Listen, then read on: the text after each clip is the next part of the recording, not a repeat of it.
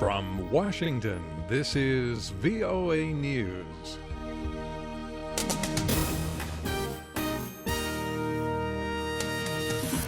I'm David DeForest reporting rescue and recovery efforts underway in Ecuador. The death toll from the 7.8 magnitude earthquake in Ecuador surged past 240 on Sunday. Hundreds were injured when the quake struck late Saturday along the country's Pacific coast. Initial reports indicated heavy damage in the coastal city of Manta and other places. 4 U.S. Marine Corps aircraft took off from Okinawa Sunday, joining efforts to help Japan recover from an earthquake in the southern part of the country. Prime Minister Shinzo Abe has boosted to 25,000 the number of troops aiding in the rescue and recovery of the main southern island of Kyushu. Lawmakers in Brazil held a raucous session Sunday on whether to impeach President Dilma Rousseff.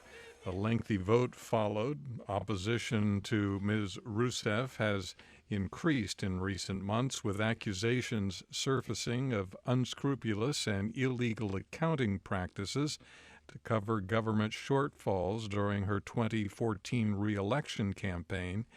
Ms. Rousseff has denied those accusations. Energy officials from the world's major oil-producing countries failed Sunday to reach an agreement on freezing oil production. Representatives from 18 nations, including Saudi Arabia and Russia, met Sunday in Doha to try to figure out how to counter historically low oil prices. The ministers say they need more time to make a decision.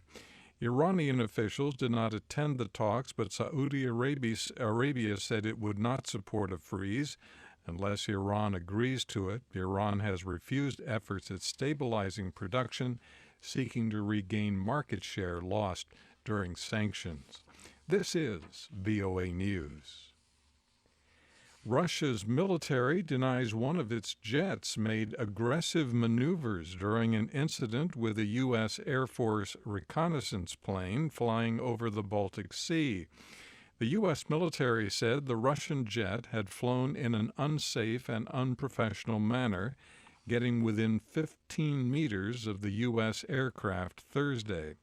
A Russian Defense Ministry spokesman said an aircraft was dispatched to investigate an unidentified plane speeding toward its border. A statement from the U.S. European Command on Saturday said the incident occurred in international airspace. About 7,000 demonstrators marched against extremism Sunday through central Brussels. One of the organizers called the multi-religion march a moment of reflection, a message of compassion for the victims of terrorism. The march came through Brussels' Molenbeek neighborhood, home to many Muslims, and where investigators suspect extremist plots are hatched. Envoys from Yemen's warring parties are in Kuwait for United Nations-mediated talks Monday aimed at ending an 18-month conflict. Yemen's foreign ministry said negotiators are ready for a political transition which excludes no one. Iran-backed Houthi rebels also hinted at reconciliation. UN-sponsored peace talks in 2015 twice failed to end the combat. The United Nations says the Afghan conflict has caused nearly 2,000 casualties in the first 3 months of this year. That's an increase of 2% over the same period last year. That number includes an increase of 11% in civilians wounded, but a decrease in 13% in those killed.